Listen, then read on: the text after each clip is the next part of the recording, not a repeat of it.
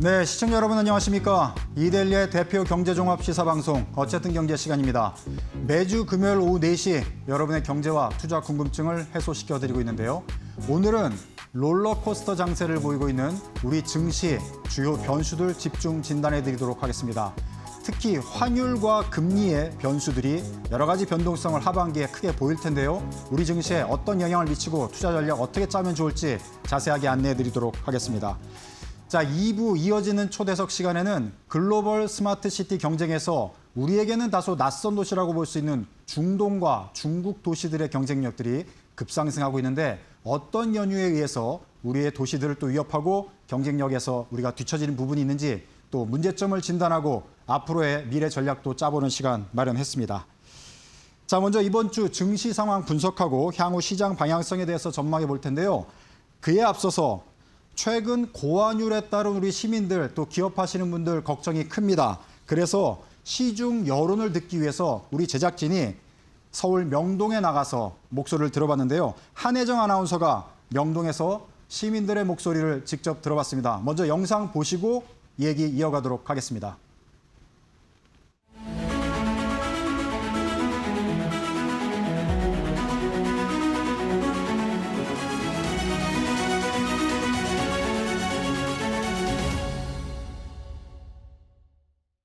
한 달 넘게 환율이 1,500원대 위를 웃돌고 있습니다.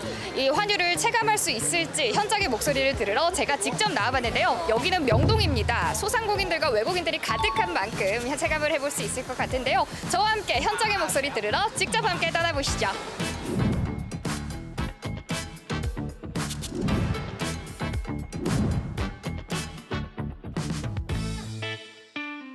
저는 지금 명동 환전소 앞에 나와 있습니다. 이 환율 전광판에서 환율을 확인해 볼 수 있는데요. 7월 8일 기준 1,506원까지 기록을 하고 있습니다. 최근에 좀 내리긴 했지만 그럼에도 불구하고 1,506원에서 움직이는 모습을 확인해 볼 수 있는데요. 이 고환율이 이제 실생활에 좀 어떻게 영향을 미칠지 시민들의 목소리 조금 더 자세하게 들어보도록 하겠습니다.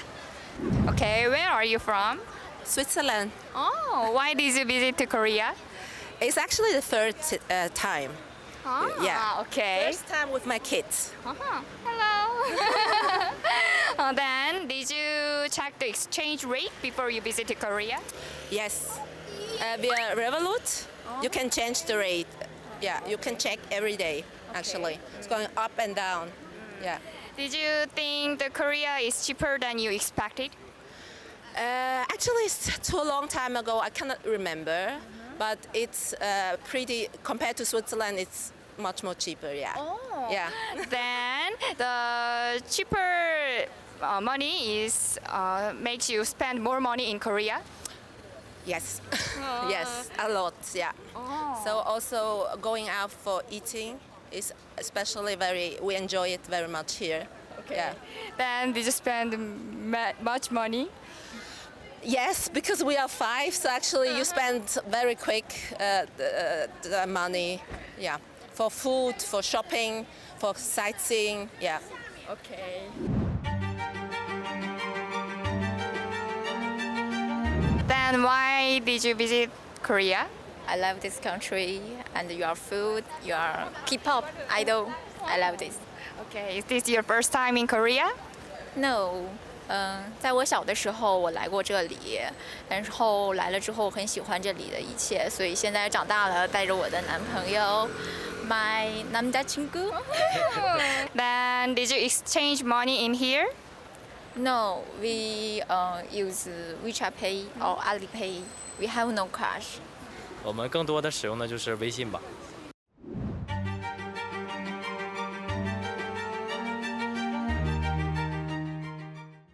국제 화물 운송이라고 밖에 써 있던데 정확히 어떤 회사인가요?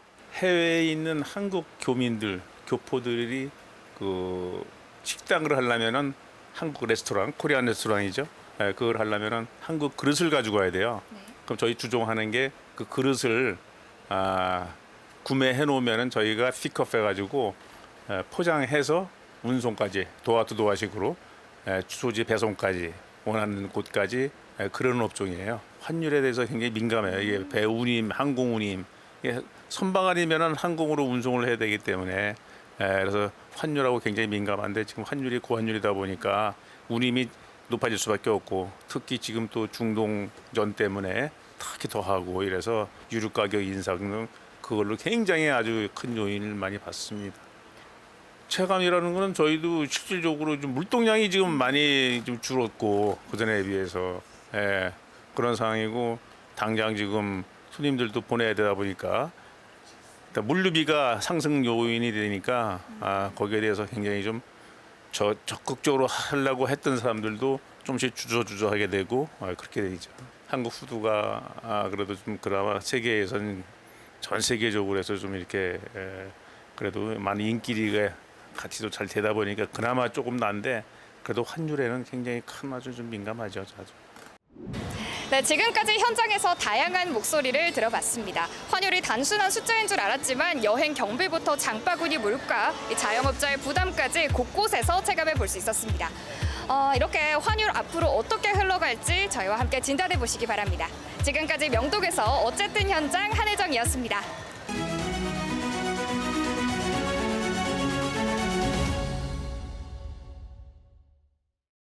네, 고환율에 대한 현장 목소리 들어봤는데요. 뭐 외국인들이야 한국 여행 오시기가 좋겠죠. 환율이 뭐 높으면 한국 환전을 하면 뭐 물가가 저렴하게 느껴질 수도 있겠지만 국내에서 또 뭐 기업하시는 분들, 그다음에 또 유학을 보낸 부모님들, 또 한국에 계신 분들은 고환율로 고통을 받고 있는데 앞으로 저희가 어떤 이슈가 있을 때 현장의 목소리를 이렇게 직접 담아서 전해드리고 그에 따른 또 답변도 스튜디오에서 드리는 그런 식으로 코너를 좀 자주 마련하도록 하겠습니다.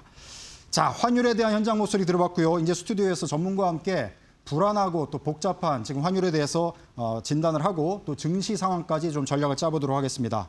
자, 스튜디오에는 문정희 KB국민은행 수석연구위원 나오셨습니다. 네, 안녕하세요. 네, 안녕하십니까. 자, 최근 원달러 환율이 뭐 1,500원 후반대를 막 고공행진을 하다가 네. 그나마 이번 주에는 조금 하향 안정세를 보면서 오늘 보니까 들어오기 직전에 1,503.2원 네. 이게 조금 소폭 하락해서 좀 안도의 한숨을 쉬고 있는 그런 분위기인데 자, 1,600원 선까지 뭐 극단적으로 또 전망하시는 분도 계시고 네. 일단 환율을 어떻게 보시고 계십니까? 일단 1,500원대 환율 자체도 뭐 사실 경제 펀더멘탈에 비해서는 상당히 높다. 네.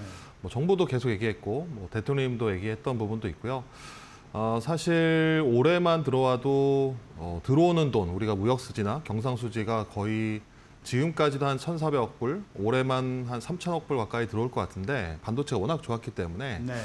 그런데 이 나가는 돈이 상당히 좀 많은 것 같아요. 요즘에 제일 많이 나온 얘기가 이제 외국인 주식 순매도 얘기.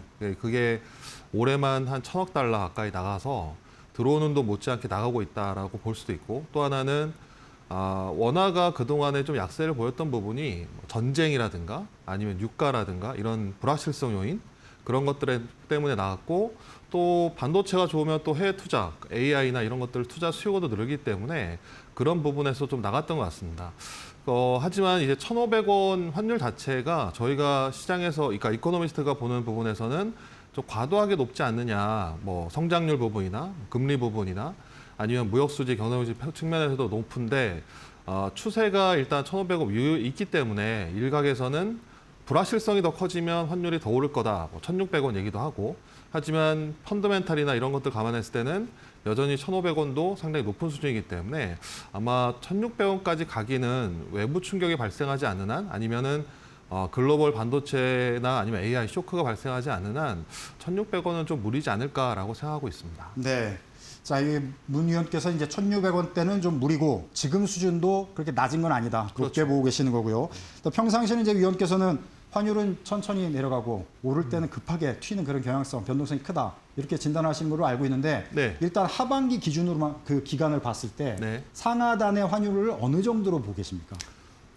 네, 올해 사실상 1,500원대가 너무 네. 쉽게 뚫려서 1,550원대까지 올라왔고 지금 1,500원까지 내려왔지만 여전히 좀 하방에 대한 경계 심리는 좀 있는 것 같아요. 외국인들의 주식을 또 주식이 올라가면 또 팔기 때문에 이제 그런 부분에서 또 해외로 나가는 자금도 많고 저희가 봤을 때는 일단 1,500원에서 뭐 위아래 보통 한 50원에서 네. 뭐 넓게는 뭐 60원, 70원 보는데 하반기에는 아마 1,450원에서 1,580원까지는 네. 열어놔야 되지 않느냐라고 좀 생각을 하고 있습니다.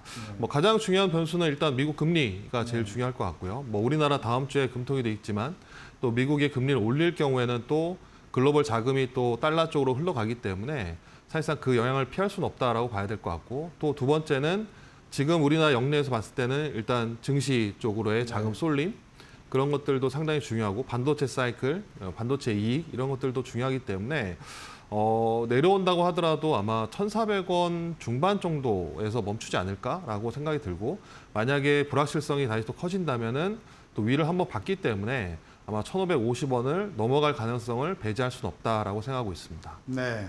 전체적으로 그러니까 하반기에 하단은 1,450원 그렇죠. 정도까지 오시고 상단을 보면 1,580원까지 네. 대략 그 정도 120원 정도 밴드를 이제 보시는 거네요. 네, 맞습니다. 자, 그 정도 환율로 지금 우리 문 의원께서는 예상하고 계시고, 자, 이번 주에 또 외환시장 관련해서는 또 큰 뉴스가 있지 않았습니까? 네. 지난 월요일이죠. 우리나라의 24시간 이제 외환시장 거래가 이제 개방이 됐는데 네. 이것으로 인해서 또 환율 안정에 기여하지 않겠느냐 이런 긍정적인 전망도 나오고 있어요. 네. 우리 문 의원께서는 어떻게 보고 계십니까?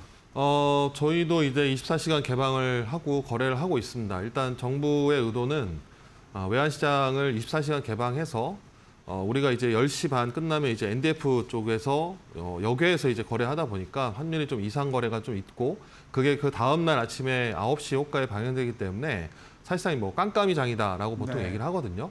그래서 정부의 정책은 일단 그런 이제 야간 거래장에서의 이상 거래를 좀 막아보자라는 뭐 야간 그런 것도 있고, 또 선진화 방안도 포함되는 것 같아요. 일단 24시간 개장을 했는데 뭐 거래는 많지는 않습니다. 그리고 플레이어도 많지는 않지만 다만 그런 것들로 인해서 뭐 호가가 약간 이상 호가나 아니 이상 거래가 발생할 수 있습니다.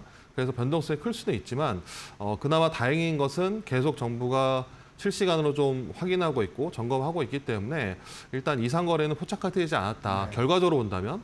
그 다음에 또 하나는 이전과 같이 NDF 시장에서, 그러니까 역외 선물한 결제 시장에서 호가가 과도하게 좀 높거나 과도하게 낮았던 부분은 이번 일주일 동안은 그런 현상은 보이지 않았다라는 부분도 좀 긍정적으로 볼 수 있을 것 같아요. 근데 앞으로는 이제 플레이어들이 얼마나 많아질 거냐, 그 다음에 거래량이 얼마나 될 거냐, 거기서 이상 거래는 얼마나 나올 거냐라는 부분은 계속적으로 확인해야 되기 때문에 지금까지 일주일 동안은 상당히 안정적이었지만 앞으로 이런 변동성이나 이런 것들이 없어질 거냐라는 부분은 조금 더 지켜봐야 되지 않을까라고 생각하고 있습니다. 네. 환율 부분에 있어서는 이제 급격한 변동성 이번 주에는 보이지 않아서 좀 네. 다행이다 이런 생각이 드는데, 뭐 앞으로 이제 외환시장 24시간 개방한 것도 더 선진화된 거고 더 그렇죠. 투명화된 거기 때문에 뭐 우리 시장 입장에서는 긍정적으로 작용하지 않을까, 이렇게 대체적으로는 그렇게 전망을 하고 있는 것 같습니다. 자, 우리 환율에는 근데 크게 영향을 미치는 건 역시 미국 경기 아니겠습니까? 네. 강달러 현상도 영향을 미치게 되는데, 원래는 약달러로 많이 봤는데 네. 최근 들어서 또 이게 강달러 현상도 좀 보이는 것 같고, 전체적으로 하반기에 미국 경기나 달러 네. 상황은 좀 어떻게 보십니까? 네, 일단 달러가 최근 강세를 보이긴 했습니다. 그리고 올해 연초 대비로는 한 2.7% 정도 올랐습니다. 강달러로 보기에는 조금 뭐 강하진 않는 네. 수준이고요. 달러가 조금 더 강했다라는 부분. 근데 사실 미국의 이제 트럼프 정부가 2025년 1월 달에 취임을 했는데, 트럼프가 취임하고 나서 달러는 약세를 보이긴 했습니다. 네. 왜냐하면 트럼프가 취임했을 때가 달러 지수는 한 109포인트, 근데 지금 101포인트이기 때문에 떨어지긴 했거든요. 근데 올해 연초 대비로는 좀 올랐지만, 하반기에도 이제 주목할 부분은 이제 미국 경제, 특히 연준의 금리가 상당히 중요할 것 같은데, 시장에서는 뭐 한 번 올린다, 뭐 두 번 올린다라고 얘기하고 있고, 얼마 전에 6월 FOMC에서 연준이 얘기를 했죠. 올해 한 번 올리고 내년에 한 번 내린다. 그럼 사실상 올해 한 번 올리는 거나 내년 내리는 거는 사실상 크게 차이가 없는 거거든요. 그냥 유지해도 된다라는 부분이기 때문에, 그리고 아마 트럼프 정부가 원하는 거는 이제 저금리 약달러 정책이라서 달러가 강해지기는 좀 어렵지 않을까라고 생각은 하고요. 두 번째 변수는 중간 선거가 또 11월에 있습니다. 네. 이번에는 아마 트럼프 지지율이 떨어졌기 때문에 아마 하원은 민주당이 가져가지 않겠느냐를 보고 있는데, 그렇게 된다면 트럼프 영향력이 좀 제한적이다라고 보고 있습니다. 그래서 미국 경제가 금리를 올릴 정도다라고 보기는 뭐 올릴 수도 있지만 뭐 그렇게 심각한 물가 상승이나 이런 것들 보이지는 않는다라고 생각이 네. 들고요. 또 트럼프가 아직까지는 약달러 정책을 취하기 때문에 달러가 뭐 지금보다 훨씬 강해진다라고 보는 것도 사실상 좀 제한적이다라고 생각을 합니다. 그래서 아마 트럼프 시대로 봤을 때, 트럼프가 집권을 하는 동안에 저희가 봤을 때는 달러 지수나 100포인트에서 플러스 마이너스 5% 정도 내외가 네. 되지 않겠느냐. 그래서 뭐 크게 약하지도 않지만 크게 강할 요인도 잘 보이지 않는다라고 생각을 하고 있습니다. 네, 달러 인덱스 차원에서는 크게 변동성 없이 갈 네. 것으로 이제 보신다 이렇게 전망을 해주셨고, 자 금리 이제 언급을 해주셨는데 한 번 정도 올린다 뭐 이런 전망도 있고, 아니다 동결로 갈 거로 또 본다 그렇죠. 이런 전문가분도 계신데 네. 우리 문 의원께서는 네. 하반기 금리가 한 번쯤 오를 거로 보시는지 네. 아니면 동결로 갈 거로 보시는지, 본격적으로 또 내릴 수도 있는 건지. 지금 상황에서 내리는 쪽은 거의 없는 것 같고요. 네. 왜냐하면 고용이 나쁘지 않기 때문에. 그런데 고용은 이제 북미 월드컵 효과인지는 좀 지켜봐야 될 것 같고요. 네. 고용이 좋았다라는 부분은. 그래서 그 부분은 좀 확인해야 될 것 같고, 이제 두 가지인 것 같아요. 이제 시장에 참여하는 사람들의 입장은 시장 금리가 높기 때문에 네. 금리를 올린다 쪽에 더 무게를 두는 것 같고, 저희 같이 조금 긴 시각으로 보는, 그러니까 뭐 내년까지 본다면 아니면은 연준의 통화 정책이나 경제 펀더멘탈을 본다면 한 번 올리고 한 번 내리는 거는 사실상 동결을 해도 크게 차이가 없다라고 볼 수 있거든요. 그렇기 때문에 올린다고 하더라도 한 번 올리고 끝난다라고 한다면은 올리는 거는 사실상 의미가 없다라고 생각을 하고 있어서 뭐 시장에서 예상하는 한 번 올린다 아니면 1.5에 이 정도의 금리 인상은 시장에 영향을 크게 주진 않는다라고 네. 생각을 하고 있고, 저희가 예상하는 부분은 미국 경제가 지금 물가도 높고 저축률은 떨어지고 고용도 그렇게 고임금 일자리가 없다면 사실상 연준은 상당히 시간을 두고 금리를 저울질할 가능성이 높고, 그렇게 본다면 인상보다는 뭐 중간 선거도 있기 때문에 동결 쪽에 좀 무게를 두지 않을까라고 생각을 하고 있습니다. 네, 문 의원께서는 결론적으로 일단 동결 쪽에 무게를 두고 계시다 이렇게 말씀해 주셨고요. 자, 우리 원화 같은 경우는 보통 보면 이제 중국 위안화나 일본 엔화하고 좀 동조화 현상을 보이는 경향이 있는데, 네. 과거에는 조금 위안화하고 동조화를 많이 보인 것 같고, 네. 최근에 보면 좀 엔화하고 또 동조를 많이 보이는 것 같고, 그래서 또 우리의 의도와는 상관없이 글로벌 외환 시장에서는 자꾸 뭐가 묶여 들어가는 그런 느낌도 있어서 네, 맞습니다. 그게 이제 시장에 자꾸 악영향이 또 되는 것 같은데, 네. 우리 문 의원께서는 어떻게 전망을 하고 계십니까? 맞습니다. 사실 이제 외환 시장 구조가 좀 다른 부분이 있습니다. 일단 위안화 과거에는 아무래도 이제 수출이나 이런 것들 무역 구조 때문에 원화와 위안화의 동조화가 되게 컸거든요. 근데 지금은 2022년 이후로는 위안화하고 원화 동조보다는 원화와 엔화의 동조가 더 큰데, 그런 현상은 사실상 위안화 자체가 정부가 관리하는 환율 제도이기 때문에, 관리 변동 환율 제도이기 때문에 사실상 외부 충격에 크게 반응하지는 않습니다. 자본 유출입도 제한적이고, 이런 이제 통화들이 보면은 뭐 중국 위안화나 아니면 대만 달러 이런 통화들이 정부가 약간 관리하는, 그리고 달러를 공급하는 주체이기 때문에 사실상 환율이 좀 다른 흐름을 좀 보이고요. 또 일본 엔화하고 우리나라 원화 같은 경우는 정부 주도보다는 이제 자유변동 환율 제도라는 제도 자체가 좀 다르고요. 또 외환 시장에 참여하는 플레이가 민간이 좀 주도하기 때문에 정부는 이제 뭐 관리나 감시를 하겠죠. 감독을 하겠죠. 그래서 그런 차원에서 원화와 엔화가 좀 동조하는 흐름을 좀 보였고, 최근 1년 동안 2025년 이후로 본다면 우리나라에서 가장 큰 변화는 해외 투자가 상당히 많이 늘었다라는 네. 부분. 과거의 일본의 사례와 거의 비슷한 모습입니다. 그래서 자본 유출입이 어느 정도 그러니까 약간 제한된 국가들 아니면 우리 같이 약간 자유로운 국가들 같은 경우에는 좀 차이가 있다. 그래서 최근에 보면은 위안화보다는 관리 변동하는 위안화보다는 자유 변동 환율 제도와 자본 유출입이 어느 정도 자유도가 높은 일본 엔화와 원화의 흐름이 거의 동조하지 않느냐라고 파악되고 있습니다. 네. 자, 이번 주 보면은 좀 우리 증시가 조정을 좀 많이 받았어요. 물론 이제 오늘 또 어제도 그렇고 조금씩 올라서 네. 코스피 기준이 이제 7,500포인트를 다시 넘어서 자리를 지키고 있는데, 이게 9,000피 넘었다가 네. 떨어진 걸로 보면 또 급격히 또 많이 떨어진 걸로 또 인식이 되거든요. 네. 이게 원인이 차익 실현 매물 뭐 이 정도 조정으로 보는 건지, 네. 아니면 매크로 변수, 환율 뭐 금리에 대한 두려움, 네. 장기적으로 좀 공포감 뭐 이런 거로 또 영향이 될 수도 있는데, 네. 우리 문 의원께서는 어떤 원인을 더 무게에 두십니까? 저희는 사실 펀드멘탈 쪽의 무게는 아닌 것 같다라고 생각을 합니다. 경제가 크게 문제가 생겼다. 금리가 많이 오르긴 했습니다. 많이 오르긴 했지만 금리가 어느 임계치를 넘었다라고 보기는 좀 어렵습니다. 물론 이제 미국의 가장 중요한 게 이제 미국이니까 미국의 금리 인상으로 전환을 했다라는 부분에 대해서는 어느 정도 전환하는 모습을 보였다라는 부분에서 큰 차이가 좀 있긴 했지만, 제 생각에는 매크로 펀더멘탈의 문제는 크게 보이진 않는다라고 네. 생각이 들고, 문제는 차익 실현이 상당히 크지 않았을까라고 생각을 하는 게, 뭐 아시다시피 올해 코스피가 2배 올랐잖아요. 네. 거의 100%. 전 세계적으로 가장 많이 올랐고 같은 기간에 보면은 미국의 나스닥 기술주 AI가 가장 많은 나스닥 지수 같은 경우가 뭐 10에서 15% 정도. 그러니까 훨씬 더 많이 올랐기 때문에 그런 측면에서 외국인들의 약간 리밸런싱이 상당히 욕구가 크지 않았을까. 왜냐면은 외국인들 시가총액 보면은 작년에 한 700조, 지금 2,000조가 넘기 때문에 사실상 네. 일부 조정하는 모습을 좀 보이는 거라서 그 과정에서 아마 주가나 채권 시장, 금리 쪽에 영향을 미쳤다라고 생각이 들고요. 사실상 긴 시각에서 본다면 뭐 글로벌 AI 투자 플랫폼이나 아니면 반도체 사이클 이런 것들에 대한 큰 조정이 없었기 때문에 펀더멘탈보다는 약간 차익 실현이나 이런 리밸런싱 그 영향이 훨씬 크지 않았을까. 그 과정에서 금리와 환율이 약간 부정적인 영향을 받지 않았나라고 추정하고 있습니다. 네. 전체적으로 이제 펀더멘털이나 경제 체질이나 뭐 경기 전망에 있어서는 큰 문제는 없어 그렇죠. 보인다. 네. 이렇게 진단을 해주셨고요.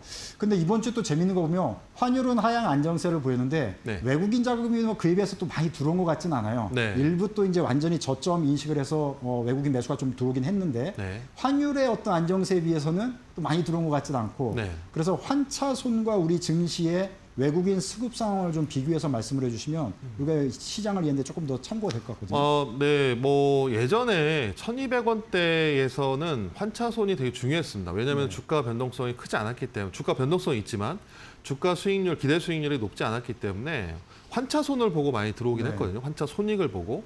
그러니까 환율이 많이 내려가면 뭐 정리를 하거나 뭐 환에서 이익을 보든가 환율이 많이 올라가면은 손실을 좀 줄인다든가 했는데 사실 저도 이제 외국인 뭐 미팅을 하고 있지만 네. 주가가 100% 올랐는데 환율은 작년 대비 7% 올랐거든요. 네. 그렇기 때문에 사실상 외국인들 입장에서는 환율이 무서워서 주식을 판다 이건 아닌 것 같고 네.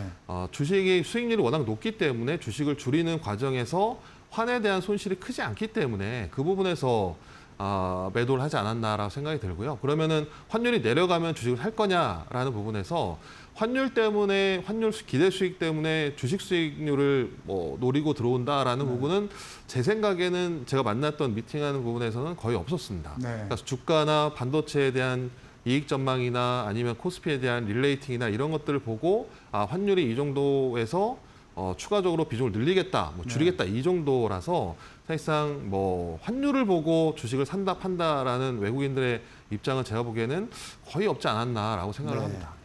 환율만을 기준으로 외국인들이 현재 급격히 매도를 하는 것은 아니다. 그렇죠. 네. 이렇게 이제 말씀을 해주셨고요. 그 다음에 드리는 질문이 또 우문일 수도 있긴 하지만 네. 그럼에도 불구하고 우리가 환율 기준으로만 봤을 때 어느 정도 적정선으로 원달러 환율이 되면 그래도 외국인이 좀 매력을 느끼고 한국 시장에 더 매수 세력으로 들어올지 네. 이 부분은 어떻게 보십니까? 사실 이제 뭐 아까 우리가 1,450원을 이제 하단 네. 정도로 보셨거든요. 네. 1,400원대로 안정적으로 들어가면 외국인들이 그래도 조금 더 편안한 마음을 갖고 네. 국내 시장에 들어올 수 있지 않을까 이런 생각도 들거든요.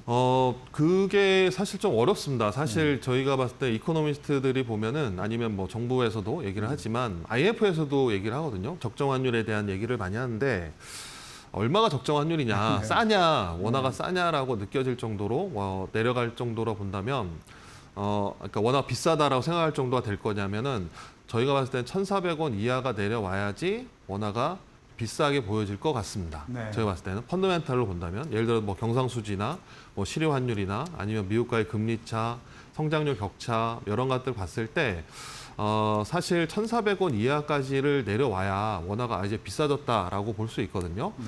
그런데 그게 아니라 뭐 1,450원도 사실상 적정 환율 대비로는 뭐 50원에서 100원 정도 높은 수준입니다. 근데 지금보다는 훨씬 낮기 때문에 1,450원 이하 정도가 아마 적정하지 않을까라고 생각을 하고 있고 그 1,400원 이하로 간다면 뭐 다시 뭐 환율 노리고 들어올 수 있겠죠. 네. 그래서 저희가 봤을 때는 1,450원 이하는 내려와 줘야지 외국인들이 좀 그러니까 좀 기대할 수 있게 환율을 그러니까 주식시장에 들어올지 않을까라고 보고 있습니다. 네.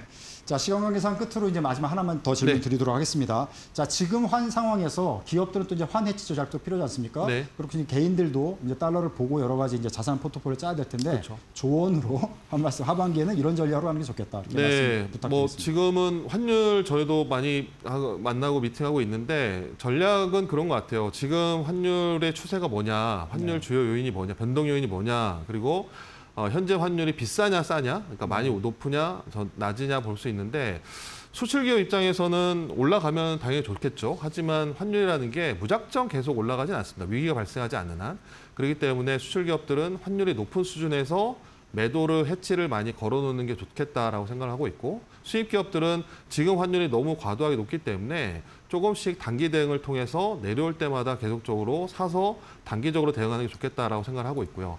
개인들 같은 경우는 투자자 입장으로 봐야 되는데 사실상 지금 1,500원대, 1,550원대 환율에서 달러에 대한 기대 수익률은 크진 않을 거라고 생각을 합니다. 그래서 오히려 1,550원대 이상, 1,500원 이상에서 봤을 때는 달러 보유 자산을 조금 비중을 좀 줄이는 전략, 1,450원까지 만약에 내려가게 된다면 거기서 비중을 조금씩 늘리는, 그래서 환율 레벨을 보고 비중을 조절하는 전략, 국내와 해외를 자산 비중을 조절하는 전략이 훨씬 더 유리하지 않을까라고 생각을 합니다.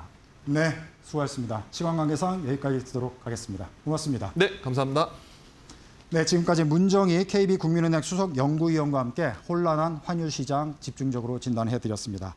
자, 어쨌든 경제 1부는 여기서 마치고요. 이어지는 돈워리 코너에서는 고환율의 원인과 1,500원대 환율이 뉴 노멀이 될 것인지에 대해서 오건영 신한프리미어 패스파인더 단장 인터뷰 내용 영상으로 보시겠습니다. 이어서 저는 잠시 후 2부 초대석으로 뵙도록 하겠습니다. 오늘 초대석에는 이정훈 연세대 정보대학원 교수를 모시고 글로벌 스마트 시티 경쟁에서 한국의 경쟁력 어떻게 하면 끌어올릴 수 있는지 자세하게 또 살펴보도록 하겠습니다.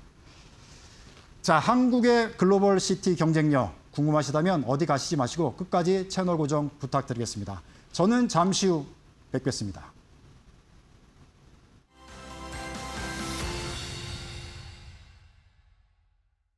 최근 원달러 환율이 1,500원대에서 내려오질 않는데 그 이유는 무엇인가요? 일단 첫 번째는 환율이 올라가는 원인은, 그러니까 참 저희도 좀 어렵게 생각하고 있어요. 왜냐하면 우리나라 지금 경상 흑자가 엄청나거든요. 지난 1월부터 4월까지 누적 경상 흑자만 1,000억 달러가 넘어요. 그럼 달러의 공급이 늘어나니까 그만큼 환율이 내려와야 정상이거든요. 근데 환율이 내려오지 않아요. 가장 큰 이유가 몇 가지가 있을 텐데, 첫 번째는 요거겠죠. 우리나라 사람들이 해외 투자에 눈을 떴다는 거. 근데 여기서 우리나라 사람들이 단순히 서학 개미라면 말하지는 않을 겁니다. 그리고 또 하나는 우리나라 기업들도 미국에 투자하고 싶어 하죠. 왜냐하면 트럼프가 얘기합니다. 미국에 투자를 해야 관세를 면제해 주겠다고. 그죠? 그다음에 세 번째가 한미전략투자공사가 6월 중순, 6월 18일이었을 거예요. 그때 이제 출범을 했는데, 그러면 개인도 서학 개미로 기업은 관세를 피하려고 정부 같은 경우는 전략투자공사의 이름으로 해외에 투자를 하게 되죠. 우리나라 경제의 3주체가 결국에는 해외 투자를 늘리는 그런 모습을 보여주죠. 두 번째는 미국, 이제 우리나라 주가가 굉장히 많이 오르죠. 외국인 투자자들이 우리나라 주식에 투자할 때 여러 곳에 투자하고, 우리나라는 사실 시장 캐파가 작아요. 그래서 많은 금액을 투자하진 않았지만 문제는 이게 주가가 갑자기 막 팍팍 뛰어 오르는 거죠. 그러면 2%가 맥스인데 이 위로 뛰어 올라갔으니까 이만큼을 팔아야 되지 않습니까? 그러면 이 주식을 팔고 그렇게 받은 원화를 팔고 달러를 사서 해외로 보내겠죠. 이건 이제 우리는 어려운 말로 해외 투자자들, 결국에는 해외 주식 투자자들의 리밸런싱, 이게 환율을 끌어올리는 요인이 된다라고 하고 있죠. 그래서 이 두 가지가 전체적으로 환율을 끌어올리는 그런 요인이 아니었겠는가, 그렇게는 좀 보고 있습니다. 그러면 1,500원대 환율을 뉴노멀로 받아들여야 하는 걸까요? 이제 이렇게 보시면 좋을 것 같아요. 이건 참 어려운 얘기인데요. 사람들의 마음속에 적정한 환율이라는 게 무엇인지가 되게 중요한 것 같아요. 참고로 2010년부터 2021년까지는 원달러 환율의 평균치가 1,160원, 70원 했거든요. 그러면 우리의 마음속에 1,170원 정도가 안정적인 환율이다, 적정한 환율이다라고 한다면 1,200, 1,300, 1,400, 1,500이 다 비싼 거예요, 환율이. 그죠? 그러면 어느 정도 내려오면 너무 비싸니까 건드리지 않고 1,170원 밑으로 내려와야 되거든요. 그러면 환율 그래야 사주기 세겠죠. 그러니까 환율의 레벨 자체가 낮은 거죠. 근데 최근 보면은 1,300도 그렇게 비싸지 않다. 1,400도 지금은 좀 오히려 낮아 보이는데, 이런 분들도 생겨나고 있어요. 우리들의 마음속에 적정 레벨의 환율이 올라오는 문제가 생기죠. 적정 레벨의 환율이 높아지잖아요. 그럼 예를 들어서 우리가 1,450원도 적정해라고 하잖아요. 1,400으로 내려오면 환율이, 그럼 사람들이 이 달러를 사려고 하지 않을까요? 그럼 과거보다 환율의 바닥이 올라오게 됩니다. 그러면 고환율의 고착화가 이루어질 수 있죠. 그래서 당장 환율이 지금 높아졌다, 이것보다 더 무서운 건 뭐냐면 환율이 높아진 상태가 장기간 유지되죠. 이거는 우리한테 더욱더 큰 스트레스를 줄 수가 있습니다. 그래서 오히려 이걸 좀 더 주의 깊게 바라봐야 되지 않나 그런 생각을 하고요. 사람들의 심리가 바뀌는 것, 이것이 고환율 고착화를 바라볼 때 가장 중요한 이슈가 될 거라고 생각합니다.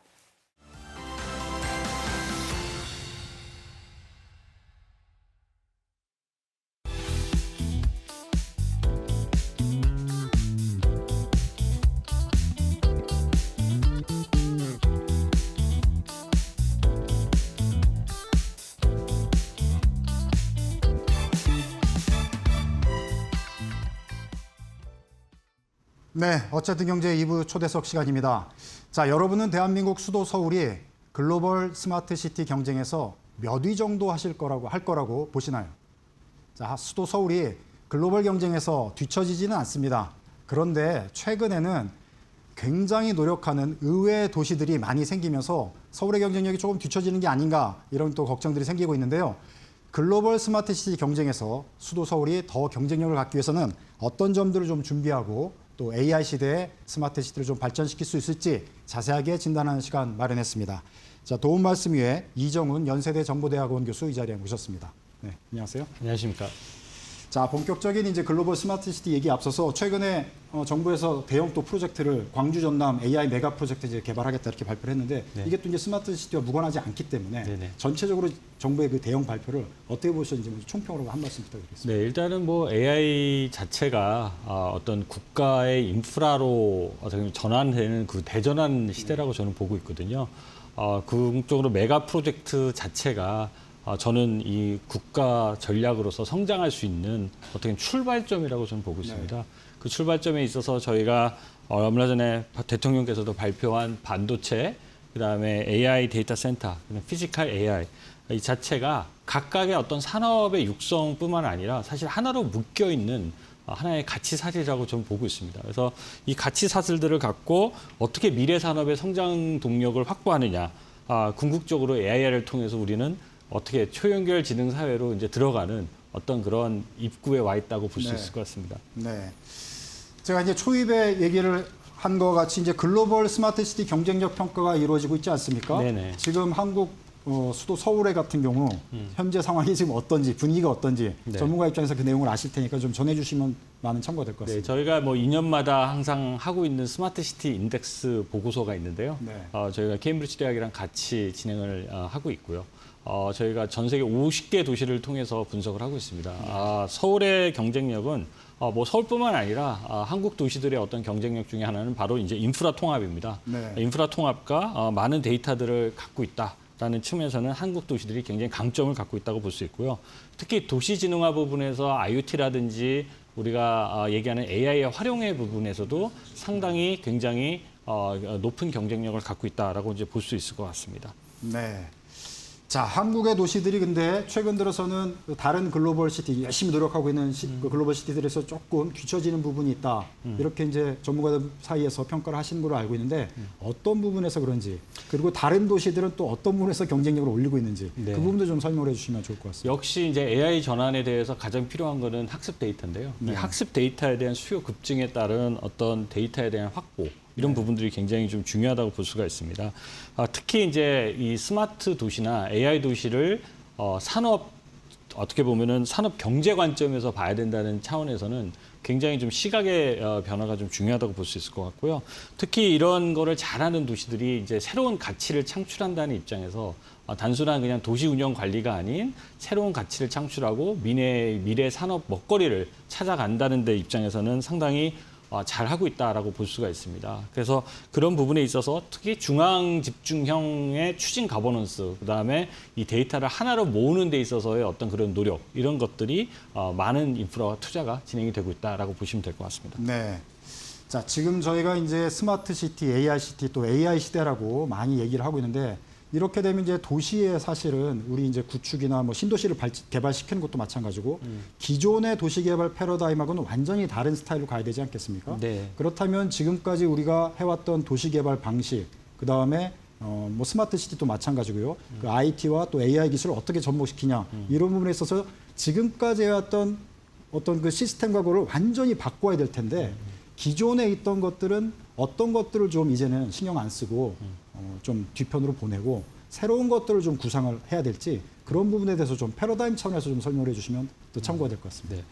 일단 뭐 AI 도시로의 전환, 우리 뭐 이재명 정부에서 얘기하는 모두의 AI의 어떤 구현은 바로 이제 도시 공간에서 이루어진다고 저는 볼 수 있고요.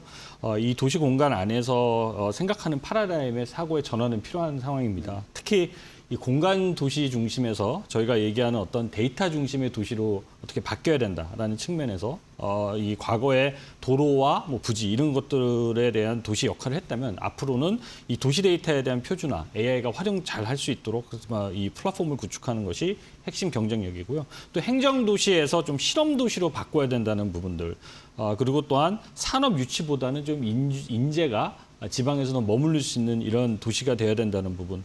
이런 부분에 대한 파라다임 부분도 있을 거고요. 특히 이제 최근에 도시 간의 경쟁이 이제 이 경쟁이 일어나면서 또 도시 간의 협력도 전환이 돼야 된다는 부분도 있습니다. 저희가 이제 너무 경쟁이 출혈이 심하다 보니까 이제 그런 이슈가 있고요. 마지막으로는 도시가 어떻게 이제 AI 도시를 만드는 데 있어서의 리더십과 추진 가버넌스에 대한 어떤 사고의 전환이 좀 필요한 상황입니다. 네. 자, 그래서 기존의 인프라 중심의 토건 중심의 어떤 그 도시 인프라 개발에서 이제 AI 기술 중심의 또 데이터를 상당히 이제 우리 교수님께서는 강조를 하시는 걸로 알고 있는데 그 데이터가 서로 교류하고 구축이 되는 그런 도시가 필요하다 이렇게 말씀을 해주셨습니다. 자, 그런 차원에서 지금 뭐 이재명 정부도 AI 데이터 센터를 이제 지역별로도 크게 지금 구상을 갖고 있는데 최근에 그 AI 데이터 센터 특별법이 이제 국회를 통과하지 않았습니까? 맞습니다. 네. 그러면 이제 법안에 대한 근간에 대한 큰 틀의 로드맵은 이제 마련이 됐다. 그 구체적인 실행 계획들이 나와서 도시마다 이제 그런 것들을 구축을 해야 될 텐데요.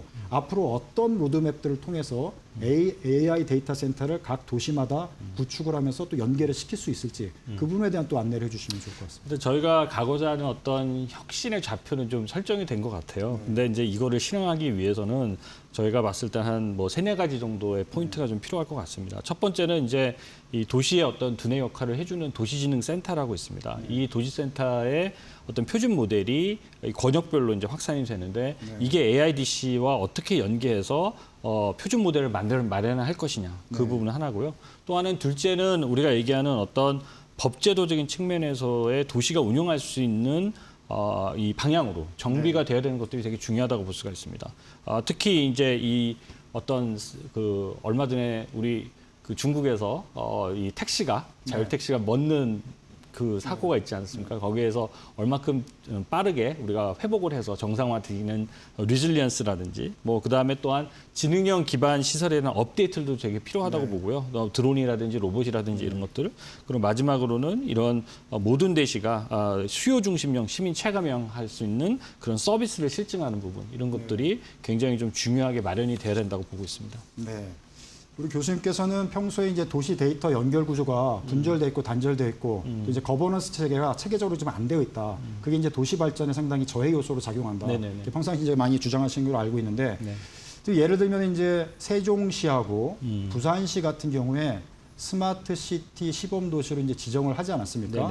그런데 우리 국민들이 느끼기에는 아직 뭔가 스마트 시티 맞아? 그다음에 어떤 것들을 하고 있는 거지? 이게 잘 모르잖아요. 그만큼 이제 뭔가 의도와는 다르게 잘 작동되지 않는 것 같은데 어떤 부분들이 좀 문제점으로 보시는지 좀 진단을 좀 해주시죠. 네, 근본적으로는 뭐 기술의 어떤 그 자체보다는 사실은 제도에 대한 어떤 조직, 그다음에 이거에 대한 어떤 거버넌스가 가장 어떻게 보면 이슈인 것 같습니다. 이제 지금까지 어떤 데이터 부분들은 사실은 부처 중심의 어떤 데이터 생산 구조였거든요.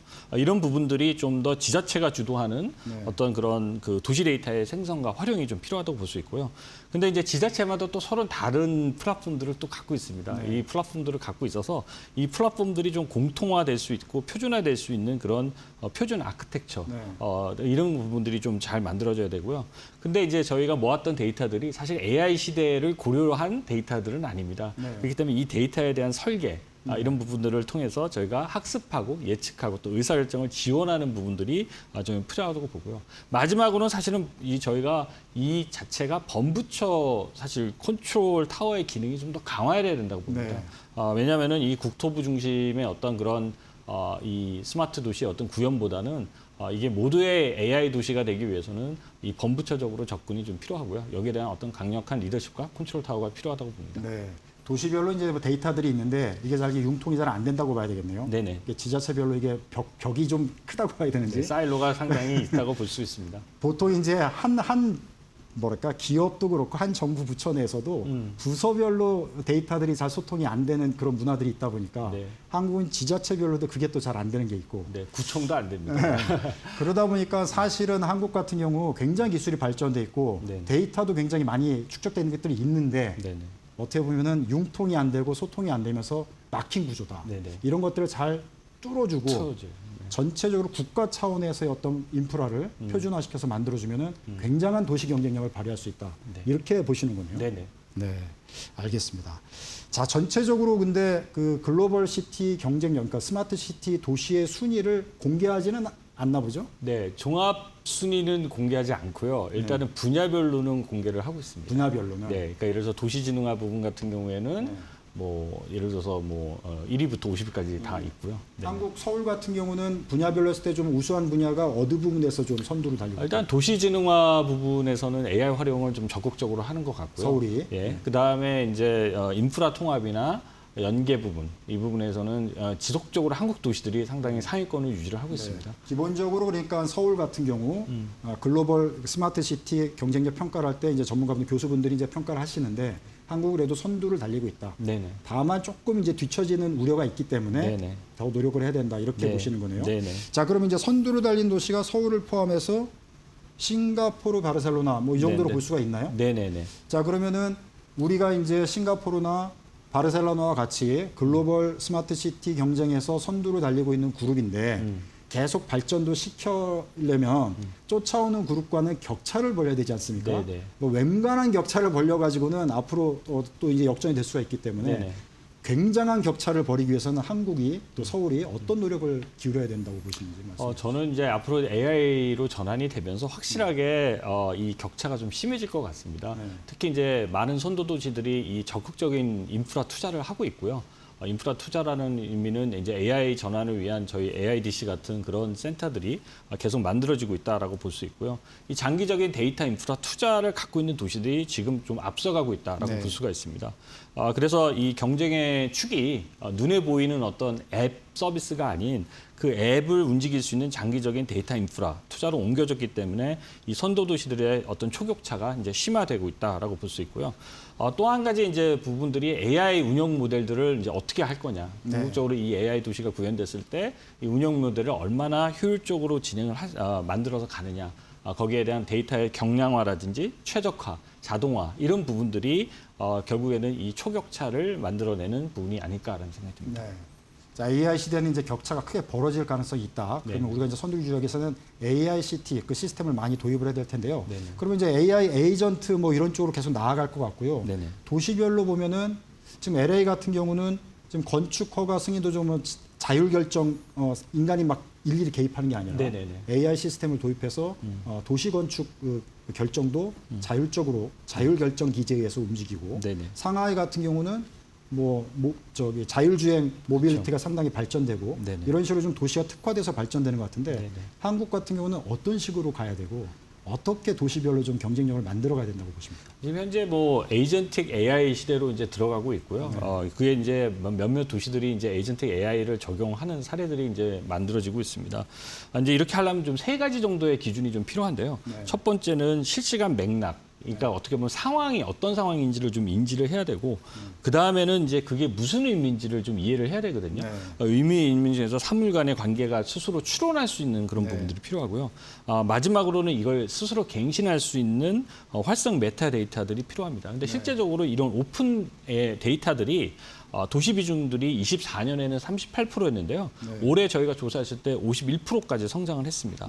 네. 그 의미는 이 데이터 융합을 통한 지능형 서비스 제공들이 네. 상당히 많이 급속하게 확산될 거라고 저희는 보고 있다고 볼 수 있습니다. 네. 자, 유럽 같은 경우는 이제 AI를 활용해서 뭔가 기후 변화에 대응하는 네네. 그린에 이제 좀 친환경 쪽으로 그렇죠. 변환하는 데 활용을 하고 있는데 한국은 약간 그쪽 부분도 좀 부족한 것 같아요. 네네. 교통 쪽에 너무 또 치우치지 않나 이런 지적도 네네. 있고요. 네네. 이 부분은 어떻게 보십니까? 이게 되게 지역별로 되게 좀 다릅니다. 그래서 유럽은 확실히 이제 친환경 도시에 어떤 입각해가지고 거기에 대한 어떤 그런 부분들에 좀 집중을 하고 있어서 네. 직접적으로 에너지를 절감하거나 아니면은 그 저희가 얘기하는 어떤 그런 재생에너지를 생산하거나 뭐 이런 부분들에 좀 집중을 많이 하고 직접적으로 이제 환경에 영향을 주는 그런 부분을 하지만 한국 같은 경우는 이제 어떻게 보면 아시아 포함해서는 아직은 이제 인프라 자체가 모니터링하는 정도의 수준의 어떤 그런 부분으로 되어 있고 그게 이제 활성화되기는 아직 제도적이나 여러 가지 좀 장애가 있는 걸로 보고 있습니다. 근데 이제 저희가 얘기하는 좀 AIDC도 사실 친환경적인 AIDC로 전환하는 이런 부분들도 좀 필요하고요. 이런 부분에 대해서는 좀 저희가 좀 눈여겨봐야 되는 그런 부분이라고 볼 수가 있습니다. 글로벌 시장에서 이제 지역별로 좀 강점을 보이는 걸 얘기하면서 이제 서울의 경쟁, 한국의 경쟁력을 좀 진단해 드리는 셈이 되는데요. 네네. 중국 같은 경우는 AICT에서 또 실증 지구를 아주 그냥 체계적으로 하면서 굉장히 빠른 속도로 이제 도시를 발전시키는 걸로 이렇게 보이는데요. 네. 한국은 또 이 부분이 좀 취약하지 않습니까? 네. 또 어떻게 이렇게 극복해 갈 수 있을까요? 이 실증이라는 건 상당히 어려운 것 같습니다. 이 법제도적인 부분들이 가장 크고요. 그런 부분들을 어떻게 극복을 해 나가는지에 있어서는 저희가 이제 일회성적인 어떤 그런 리빙랩, 테스트베드가 아닌 장기적인 인프라 투자가 좀 필요하다고 볼 수 있습니다. 그래서 실제적으로 저희가 이 특화 도시들을 좀 제대로 활용하는 요번에 이제 저희가 기존 도시와 그다음에 신도시 관점에서 테스트베드형, 모델 도시형으로 이제 천안, 아산, 원주가 이제 선정이 됐는데요. 그 선정된 거를 갖고 저희가 인프라 규제 특례를 종합해서 진짜 실질 공간으로 좀 전환해야 되는 그런 부분들이 있습니다. 네. 자, 중국 같은 경우는 그렇고 이제 중동 같은 경우는 뭐 두바이, 아부다비 같이 아랍에미리트 같은 경우에 AI 가버넌스가 체계적으로 단일한 체제에서 상당히 도시 경쟁을 끌어올리는 네네. 여기 효율성을 좀 보이고 있는데 네네. 한국은 이제 민주주의 국가다 보니까 독재 국가도 아니고 공산국가도 아니니까 네네. 이 부분이 조금 또 약점으로 좀 작용하는 부분도 있는 것 같은데 네. 이거는 우리가 또 어떻게 극복을 해야 될 수 있을까요? 뭐 기술 혁신 관점에서는 사실은 우리가 봤을 때는 어떤 경우에는 좀 중앙 집중형으로 가는 경우가 있을 거고요. 또 한 경우는 좀 분권형으로 가야 되는 부분들이 있습니다. 근데 지금은 현재는 이제 AI가 어떻게 보면 하나의 통합된 어떤 운영 시스템으로 봤을 때 이 중앙 집중형으로 가야 되는 부분들이 좀 중요하다고 보고요. 거기에는 최고의 어떤 리더십, 어떤 직속 독립 전담 조직 같은 부분들, 저희가 이제 얘기하는 국가인공지능 전략위원회라든지 이런 국가 스마트 도시 위원회들이 상당히 활동을 좀 더 강화시키면서 저희가 특히 여기에 대한 어떤 총괄하는 단일 거버넌스 체제가 좀 필요하지 않을까 이런 생각이 듭니다. 네. 자, 한국 같은 경우는 민주주의 국가이면서 또 AI 기술도 상당히 좀 발전돼 있고 그래서 도시 경쟁력을 끌어올 수 있는 또 여러 가지 요소들, 강점들을 많이 갖고 있는데 이런 이제 중국, 중동 이런 쪽 국가들하고 이제 경쟁을 하려면 네. 상당히 효율성, 생산성 측면에서는 조금 불리한 측면도 없지 않아 있지 않습니까? 네, 네, 네. 이 부분에 있어서 이제 전체적으로 정부와 기업, 그다음에 시민들 입장 이게 이제 개인 데이터 쪽으로 가면 또 시민들의 또 저항감도 있지 않습니까? 네, 네, 네. 그래서 여러 가지로 우리가 이제 AI 시대에 각 지역별로 메가 프로젝트도 이제 정부에서 발표를 했지만 그 지역별로 그 대단위의 개발도 해야 되지만 각 도시별로 그 데이터를 말씀하신 대로 잘 활용해서 하려면은 여러 가지 문제점들 저희가 갖고 있는데 이걸 지혜롭게 잘 풀어가려면 대단히 쉽지 않거든요. 네. 그래서 교수님께서 좀 정부는 어떻게 해야 되고 기업들은 어떻게 되고 일반 우리 시민들은 지금 이 시대에 우리가 어떤 마음으로 이걸 대응을 하면 좋을지 전반적으로 좀 조언을 해주시면 좋을 것 같습니다. 일단은 저는 연결, 표준, 사람 이 세 단어로 좀 정리를 하고 싶고요. 궁극적으로 정부는 이 연결과 표준이 좀 잘 진행이 될 수 있도록 그리고 거기에 대한 테스트베드 장이 잘 마련할 수 있도록 그런 것들을 제공해 주는 것이 되게 중요할 것 같습니다. 그래서 전국 해외든 어떻게 우리가 얘기하는 그런 어떤 선정 동력, 힘을 조력자들가 되어 주셔야 되고요. 민간 같은 경우는 그 표준 위에서 AI 서비스를 자유롭게 만들어보고 거기에 대한 어떤 KCT에 대한 패키지를 만들어 나가는 것이 되게 중요하다고 볼 수가 있습니다. 가장 중요한 건 결국 사람인데요. 이 사람에 대해서 결국에는 국민이 체감하고 AI가 어떻게 보면 좀 더 따뜻한 포용적인 관점에서의 초연결 지능 사회에서 잘 활용될 수 있는 그런 궁극적인 준비가 좀 필요하다고 보고요. 그런 준비를 하기 위해서도 정부, 기업 그리고 학계가 모두 한 팀이 돼서 노력을 해야 된다고 저는 보고 있습니다. 네, 시험관계상 여기까지 듣도록 하겠습니다. 바쁘신 데 나와주셔서 감사합니다. 감사합니다. 네, 지금까지 이정훈 연세대 정보대학원 교수와 함께 AI 시대 글로벌 시티, 스마트 시티 경쟁력 끌어올리기 위한 여러 가지 해법들 자세하게 진단해드렸습니다. 한 주 고생하셨고요. 다음 주 금요일 오후 4시 변함없이 여러분들 찾아뵙겠습니다. 시청해주셔서 고맙습니다.